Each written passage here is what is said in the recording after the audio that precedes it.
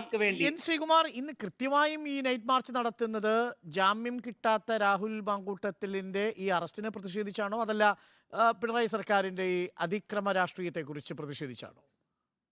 രണ്ട് കാര്യമുണ്ട്. ഒന്ന്, ഒരു യുവജന പ്രസ്ഥാനത്തിന്റെ സംസ്ഥാന പ്രസിഡന്റിനെ മോശമായ രീതിയിൽ അറസ്റ്റ് ചെയ്തു എന്ന് വെച്ചാൽ തീവ്രവാദിയെ എന്ന പോലെ അറസ്റ്റ് ചെയ്തു, ഒരു കാരണം. രണ്ടാമത്തെ കാര്യം, യൂത്ത് കോൺഗ്രസിന്റെ വനിതാ പ്രവർത്തകരെ മുൻനിരയിൽ നിർത്തി സമരം ചെയ്തു.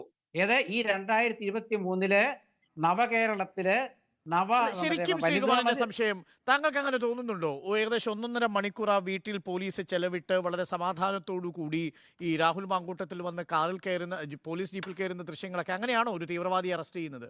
അദ്ദേഹത്തിന് സമയം കൊടുത്ത് ഡ്രസ്സൊക്കെ ഇട്ട് മുണ്ടൊക്കെ തേച്ച് പട്ടിയൊക്കെ എടുത്ത് ജീപ്പിൽ കയറി പോകുന്ന ഒരു കാഴ്ചയാണ് നമ്മൾ കാണുന്നത്.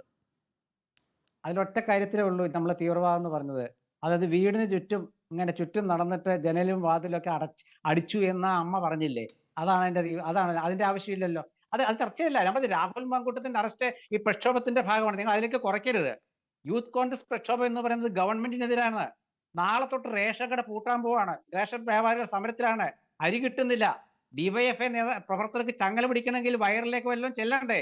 ആ റേഷൻ കട തുറപ്പിക്കാനും കൂടിയുള്ള സമരമാണെന്ന് കൂടി ആലോചിച്ചോളൂ. അത്തരത്തിൽ കേരളത്തിലെ സാധാരണക്കാരുടെ പ്രശ്നങ്ങൾക്ക് വേണ്ടി പോരാടുന്ന ഒരു പ്രസ്ഥാനത്തിന്റെ സമരനായകനെ അറസ്റ്റ് ചെയ്യുന്നു, ഒരു കാരണം. അദ്ദേഹത്തിന് ജാമ്യം നിഷേധിക്കാൻ ശ്രമിക്കുന്നു, രണ്ടാമത്തെ കാര്യം. ഒപ്പം ഒരു കാര്യം, പ്രധാനപ്പെട്ട കാര്യമുണ്ട്, സുജയ ശ്രദ്ധിക്കണം. അതായത് വനിതാ നേതാക്കളെ മുന്നിൽ നിർത്തി രാഹുൽ സമരം ചെയ്തു എന്നാണ് ഒരു കുറ്റം. അതായത് യൂത്ത് കോൺഗ്രസിന്റെ സമരനിരയിൽ മുൻനിരയിൽ വനിതകളെ നിർത്താൻ പാടില്ലെന്നാണോ കമ്മ്യൂണിസ്റ്റുകാരുടെ ആവശ്യം? അങ്ങനെയാണ് അവർ തുറന്നു പറയട്ടെ. അതൊരു കുറ്റമായിട്ട് കണ്ടിരിക്കുകയാണ് പോലീസ്.